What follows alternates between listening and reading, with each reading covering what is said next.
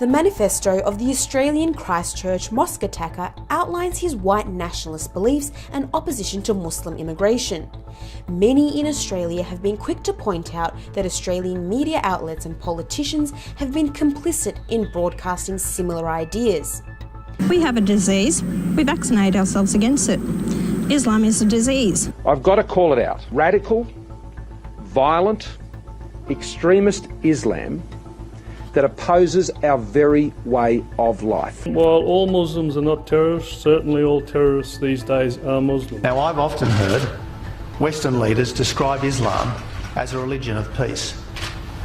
I wish more Muslim leaders would say that more often and mean it. The roots of this rhetoric can be traced to the 2001 federal election, just after 9/11, when incumbent Prime Minister John Howard used anti-immigration rhetoric to win another term in office. But we will decide who comes to this country and the circumstances in which they come. Since then, Australian political discourse has been dominated by the discussion around Muslims, immigration, refugees and terrorism.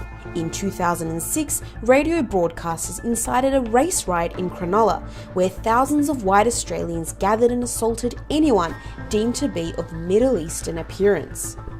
The only language the Middle Eastern youth understand is a good hiding. It's not just a few Middle Eastern bastards at the weekend, it's thousands. Australia's policy of mandatory and indefinite offshore detention of asylum seekers has been maintained on the basis of ongoing fears around Muslims and immigrants. Pressure the government to say no more Muslims in Australia. Does our refugee program put Australians in danger?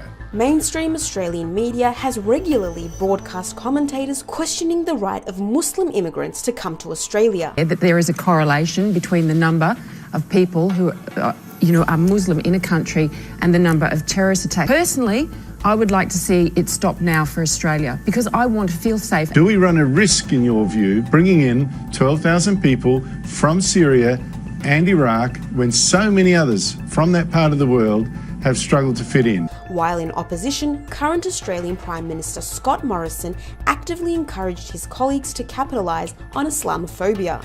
Sources say Mr Morrison told the Shadow Cabinet meeting that the coalition should ramp up its questioning of multiculturalism and appeal to deep voter concerns about Muslim immigration and inability to integrate.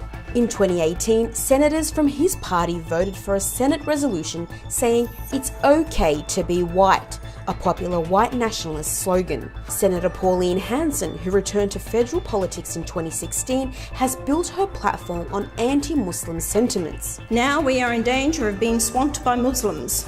It's pray for Muslim ban. Last year, Senator Fraser Anning made a speech calling for a final solution to Muslim immigration. Activists have long been saying that the open broadcasting of racist views encourages hate crimes against minorities.